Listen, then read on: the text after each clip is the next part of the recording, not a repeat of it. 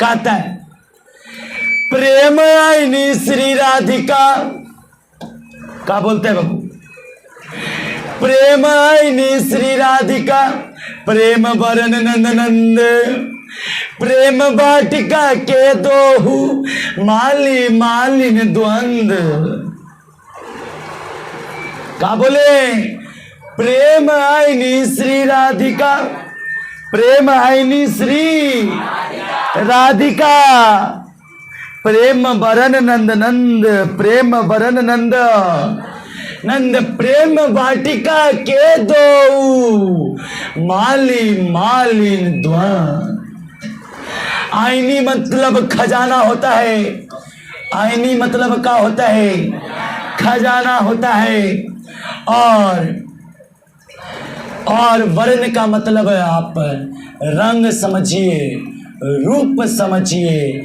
और नंद, नंद का मतलब है नंद का बेटा, नंद का बेटा जो श्री कृष्ण को बोला गया है, जो श्री कृष्ण को क्या किया गया है? बोला गया प्रेम वाटिका के दो माली मालिन द्वंद। अर्थ समझिएगा। कहता है रसखान कवि कहते हैं राधिका प्रेम का खजाना है। जो राधिका है वो प्रेम का, प्रेम आईनी श्री राधिका, प्रेम आईनी श्री राधिका प्रेम की खजाना है। तो प्रेम वरन नंद नंद, प्रेम वरन नंद नंद, तो नंद का बेटा श्री कृष्ण प्रेम का रूप है। तो नंद का बेटा श्री कृष्ण प्रेम का, समझ रहा है बाबू ये वाला बात को? प्रेम आईनी श्री राधिका, प्रेम वरन नंद नंद का अर्थ हुआ कि राधिका प्रेम का खजाना है, तो नंद का बेटा श्री कृष्ण प्रेम का रूप है। प्रेम वाटिका के दो मालिन मालिन द्वंद, प्रेम वाटिका के, प्रेम रूपी बगीचा के, प्रेम रूपी बाग के दोनों माली मालिन हैं। प्रेम रूपी बगीचा के, प्रेम रूपी बाग के वे दोनों माली मालिन हैं। तो माली मालिन किन्हें बोला है? राधा कृष्ण को। माली मालिन किन्हें बोला है? राधा और किनको? कृष्ण को क्या किया गया है बाबू? बोला गया है। तो एक बार आप पूरा समझते हैं इसको, दोनों दोहा को, इस दोहा को। प्रेम आईनी श्री राधिका, प्रेम आईनी श्री राधिका, प्रेम वरन नंद नंद, प्रेम वरन नंद नंद, प्रेम वाटिका के दो माली मालिन द्वंद। अर्थ क्या हुआ बाबू? राधिका प्रेम की खजाना है, तो नंद का बेटा श्री कृष्ण प्रेम का रूप है, प्रेम का रंग है। प्रेम वाटिका के दो माली मालिन द्वंद, प्रेम रूपी वाटिका के वे दोनों माली मालिन हैं। सुनिएगा, इसी को हम यहाँ पे अर्थ लिखे हैं। रसखान कवि कहते हैं कि राधिका प्रेम का खजाना और श्री कृष्ण अर्थात कि नंद का बेटा प्रेम का कची है। प्रेम रूपी बाग में प्रेम रूपी दोनों माली मालिन के जैसे, दोनों किसके जैसे हैं? माली मालिन के जैसे हैं। एक बार श्री कृष्ण का रूप देख लेने के बाद दूसरा रूप देखने का मन नहीं करता, अर्थात आंखें इन्हीं दोनों को देखती रहती है, अर्थात आंखें इन्हीं दोनों को देखती रहती है। रसखान ने जब से कृष्ण के छवि को देखा है, उनका नयन अपना नहीं है, उनका नयन अपना। क्षण भर के लिए आते हैं, क्षण भर के लिए और जैसे धनुष से बाण छूटता है उसी प्रकार चले जाते हैं। सुनिएगा, ध्यान से सुनना है, ध्यान से सुनना है। मोहन छवि रस खानी, मोहन छवि रस खानी, लखी अब दृग अपनी नाही। मोहन छवि रस खानी, लगे अब दृग अपने नाही। दृग मने आंख होता है बच्चा, दृग मने क्या होता है? अब दृग अपने नाही, अभी नयन, अभी दृग, अभी आंख अपने नाही। अब ये दृग अपना नहीं है, अब ये आंख अपना कब से अपना न है। मोहन छवि रस खानी लाखी, मोहन छवि रस खानी लाखी, अब दृग आपन नाही। जब से मोहन, मोहन मतलब श्री कृष्ण, मोहन मतलब मोहन छवि रस खानी, जब मोहन का छवि यानी श्री कृष्ण का छवि रस खाने ने देखा है, तब से उन्हें लग रहा है कि ये जो नयन है, ये आँख है, अपना नहीं है। आचे आवत कचे, आचे आवत धानुष से छूटे सर जाही। सर मने बाण बाबू, सर मने और आचे मने खींचे। लग रहा है कि खींचा हुआ बाण है, धनुष में खिंचा हुआ कची है, बाण है, कुछ समय के लिए आया है, फिर क्या होगा? चला जाएगा। ये अपना आँख नहीं है, ये आँख हमेशा श्री कृष्ण को देख रहा है। ये आँख अब हमेशा श्री कृष्ण को क्या कर रहा है? देख रहा है। ए बाबू, मान लो कि ये 2 लाइन दे देगा और कहेगा ना कि इसका सप्रसंग व्याख्या करें। सप्रसंग का करें? और भाई वाह, पूछता हूं ना तो 5 नंबर में पूछता हूं। के नंबर में? हाँ, एगो न एगो व्याख्या पूछा है इधर से। हाँ, तो व्याख्या में आपको इसे समझना जरूरी है। तो मान लो कि लिख देगा, प्रेम आईनी श्री राधिका प्रेम वरन नंद नंद, प्रेम वाटिका के दो माली माली द्वंद। तो इसका सप्रसंग व्याख्या कैसे करेंगे? आप लिखिएगा, प्रस्तुत दोहा रसखान द्वारा लिया गया है, रसखान द्वारा लिखा गया है। प्रस्तुत दोहा किसके द्वारा? रसखान द्वारा लिखा गया है। और यह हमारे पाठ्य पुस्तक के काव्य खंड के 2 अध्याय से लिया गया है। इस दोहा के माध्यम से कवि रसखान कहते हैं, प्रेम आईनी श्री राधिका, राधिका प्रेम की खजाना है, तो नंद नंद यानी नंद का बेटा श्री कृष्ण प्रेम का रंग है, प्रेम का रूप है। प्रेम वाटिका के 2 प्रेम रूपी बाग के दोनों माली मालिन जैसे हैं। जिस प्रकार माली मालिन बगीचा को, बाग को रक्षा करता है, उसको सजोता है, उसी प्रकार श्री कृष्ण और राधा प्यार को, प्रेम रूपी वाटिका को, प्रेम को वाटिका मानते हैं, प्रेम को बगीचा मानते हैं, उस प्रेम को बचाने का काम करते हैं श्री कृष्ण और राधा। अब इसके अगला अर्थी में चलते हैं बाबू। उसी में 4 लाइन और है, 2-2 लाइन का 2-2 है। मोमन मानिक क्या कहते हैं बाबू?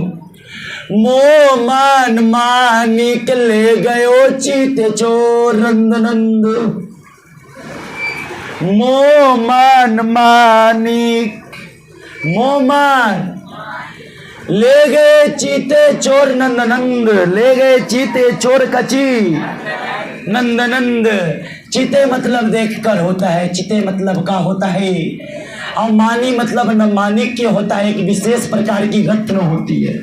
माणिक्य एक विशेष प्रकार की का होती है, रत्न होती है। जैसे हीरा एक रत्न है ना, उसी प्रकार का एक रत्न होता है माणिक्य। मोह मन मानिक ले गयो चीते चोर नंद नंद।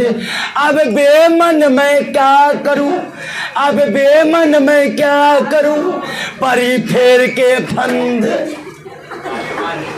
परी फेर के। सुनिएगा क्या कहते हैं, इसका अर्थ कहता है मेरे मन को श्री कृष्ण ने चुरा लिया है, मेरे मन को श्री कृष्ण ने क्या कर लिया है, चुरा लिया है। चोर नंद नंद, मेरे मन को नंद का बेटा श्री कृष्ण ने क्या कर लिया है, चुरा लिया है, जिसके कारण अब मैं बेमन हो गया हूं।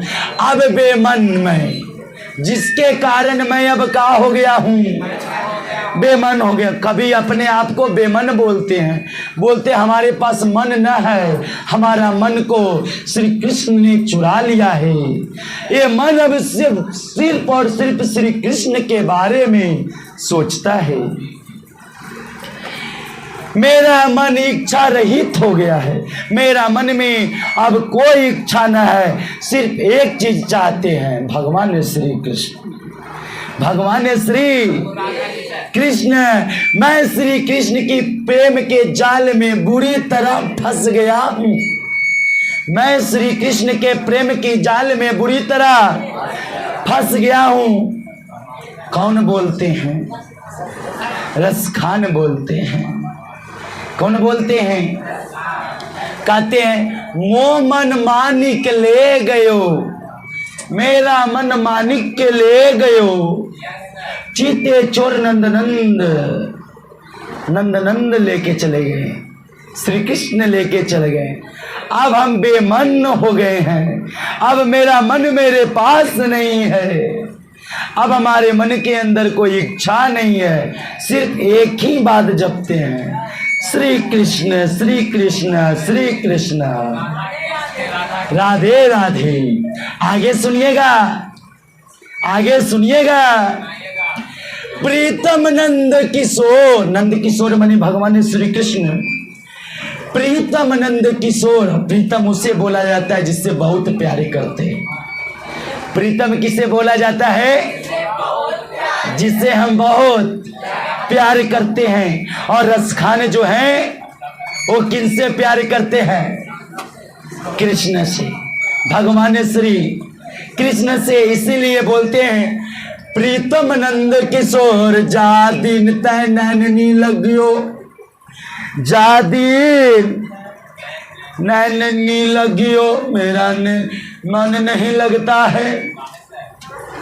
मन पावन चित चोर, मन पावन चित चोर, पलक ओट नहीं करी सको, पलक ओट नहीं कर सको, पलक ओट नहीं कर सको। सुनिए क्या कहते हैं, लेखक अपनी व्यवस्था को दर्शाते हैं, लेखक अपनी मजबूरियों को दर्शाते हैं और कहते हैं जिस दिन से मैंने प्रेमी मतलब कि प्रीतम श्री कृष्ण को देखा है, जिस दिन से मैं जा दिन तय, जिस दिन से मैंने प्रीतम नंद किशोर को का किया है, देखा हूं, उसने मेरा मन चुरा लिया है। मन पावन चित चोर, उन्होंने मेरा मन को का कर लिया है, चुरा लिया है।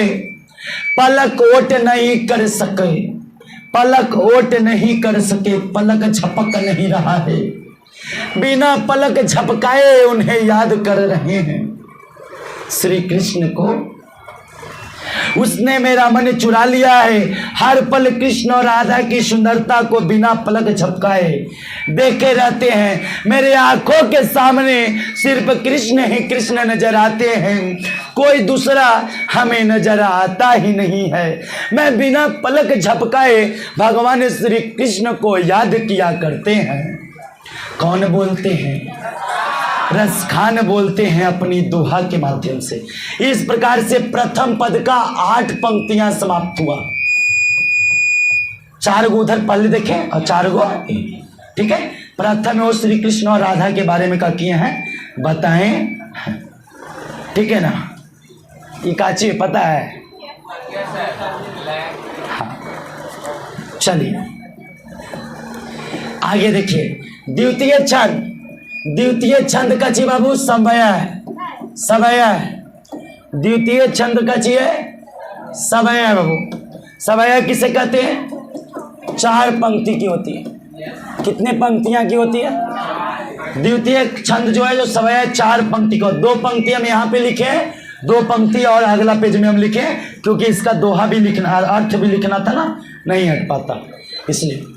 कहता है याल कुटी, क्या बोलता है? याल कुटी या कमरिया, याल कुटी अरु कमरिया पर राजते हो पुर के ताजी डारो ना हो। ए बाबू, लकुटी का मतलब छोटा लाठी, छोटी सी कच्ची बाबू, छोटी सी लाठी माने उनका बंसुरी, छोटी सी लाठी माने उनका बंसुरी। अरु कमरिया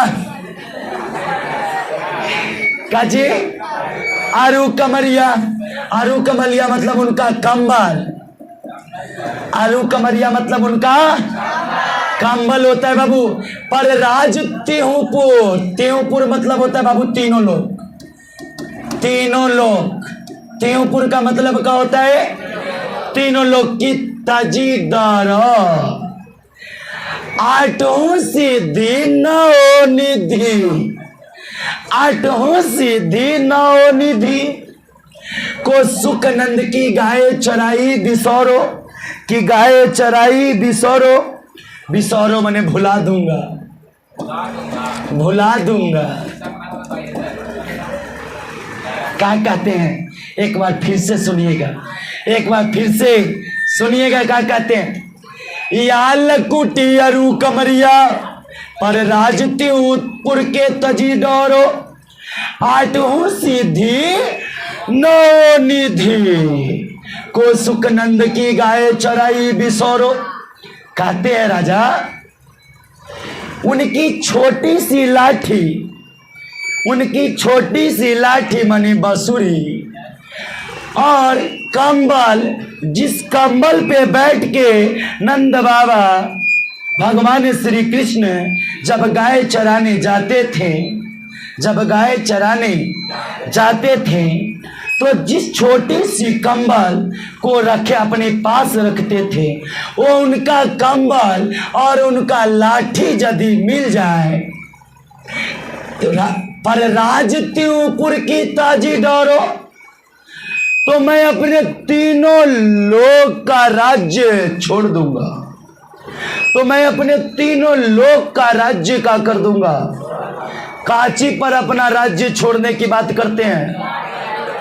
भगवान श्री कृष्ण का छोटी सी लाठी और उनका कमरिया माने कंबल मिल जाए तो मैं क्या कर सकता हूं?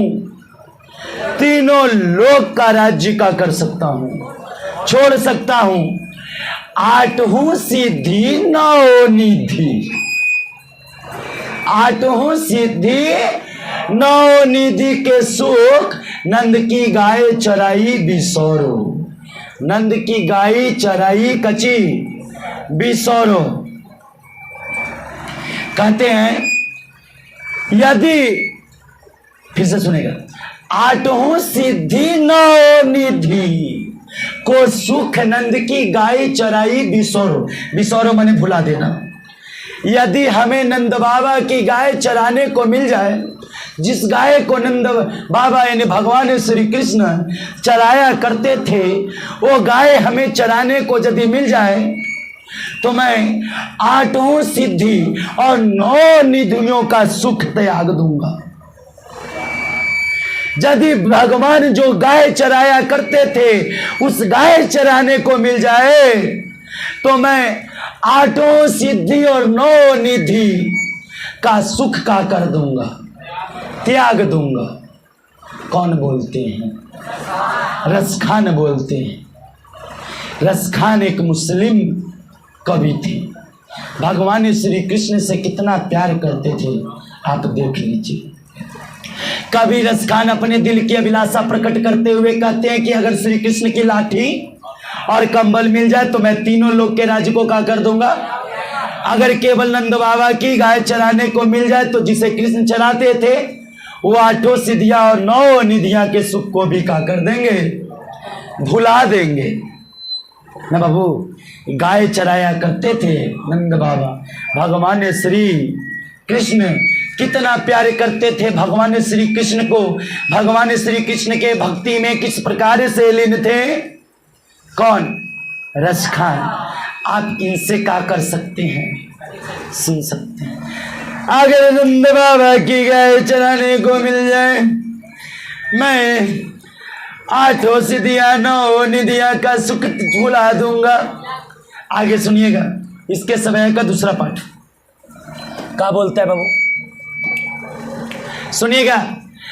रस खानी कबोइन आखिन, रस खानी कबोइन आखिन, सो ब्रज की बनबाग तड़ाग निहारो। तड़ाग मने तालाब होता है। तड़ाग मने क्या होता है बाबू? तालाब होता है। क्या होता है? कोटिक मने करोड़ों होता है। कोटिक मने क्या होता है? करोड़ों। रो कलघौत के, लो कच बाबू, कलघौत के मने इंद्र के धाम करील के कुंजन ऊपर वारो। ऊपर वारो, वारो का मतलब न्योछावर करना होता है। क्या होता है बाबू? न्योछावर करना। क्या होता है? न्योछावर करना। कुंजन मतलब बगीचा होता है। कुंजन मतलब क्या होता है? बगीचा होता है। सुनिए कवि क्या कहते हैं।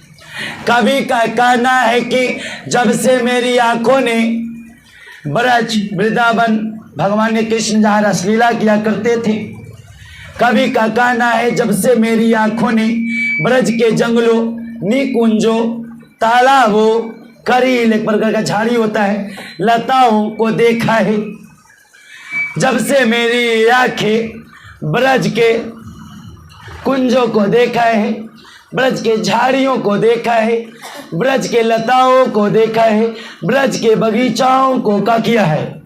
देखा है, तब से यही इच्छा होती है कि ऐसे मनोहर वन की सुंदरता के सामने करोड़ों महल बहुत नीच प्रतीत होती है। अर्थात ऐसे कीमती महल को छोड़कर कृष्ण जहाँ रसलीला करते थे वहीं निवास करूं।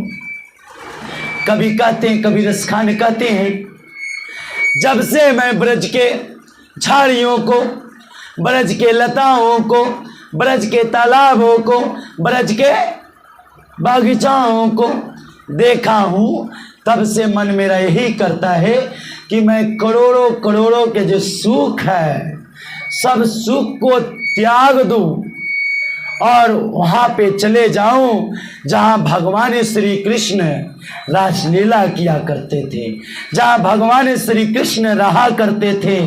एक बार बोलेंगे जय जय श्री कृष्ण। और इस प्रकार से इस अध्याय होता है समाप्त। पहला क्वेश्चन कहता है कवि ने स्वयं को बेमन क्यों कहा है? बेमन कहेंगे ना, उनका मनमा चुरा लिए थे। हाँ 2018 के परीक्षा में एग्जाम में पूछा हुआ क्वेश्चन है। कवि ने स्वयं को बेमन क्यों कहा है? तो कवि ने स्वयं को बेमन क्यों कहा है? सुनिएगा। कवि रसखान का मन मोहन कृष्ण के छवि में का हो गया है? डूब गया है। उस नंद के चहेते के रसखान के मन को का कर लिया है? चुरा लिया है। इसलिए कवि अब बिना मन का यानी बेमन हो गया है। कवि अपने आप को बेमन इसलिए बोलते हैं क्योंकि अब उनका मन उनके पास नहीं है। उनका मन में दिन भर श्री कृष्ण का ख्याल आते रहता है। उनका मन दिन भर श्री कृष्ण को बिना पलक झपकाए देखते रहता है, सोचते रहता है, उनके मन में कोई इच्छा न है। उन्हें लगने लगा है कि अब ये मन हमारा नहीं है, ये मन श्री कृष्ण का है, इसलिए वो अपने आप को काची बोलते हैं, बेमन बोलते हैं। सुनिएगा, कृष्ण को चोर क्यों कहा गया? कृष्ण को चोर क्यों कहा गया? कभी कृष्ण और राधा के प्रेम का दीवाना हो गए। कभी जो है कृष्ण और राधा के जो प्यार था, वो प्रेम था, उसमें मग्न हो गए हैं। क्या हो गए? मग्न हो गए हैं। उनकी मनमोहक छवि को देखकर मन पूरी तरह से उस युग के रम में जम जाता है। इसलिए इन्हें लगता है कि इस देश से मन रूपी मणि को कृष्ण ने चुरा लिया। देखिए, कभी को ऐसा लगता है कि मन मेरा है, मेरे पास है, लेकिन मेरा नहीं है, श्री कृष्ण का है। मेरा मन मेरे पास रहते हुए भी सिर्फ राधा और कृष्ण के प्रेम को समझता है, सिर्फ राधा और कृष्ण के गुणगान करता है। इसलिए उन्हें लगता है कि मेरा मन को श्री कृष्ण ने क्या कर लिया है, चुरा लिया है। इसलिए वो श्री कृष्ण को क्या बोल पुकारते हैं? चोर पुकारते हैं। आगे सुनिए, कवि ने माली मालिन किन्हें कहा है और क्यों कहा है?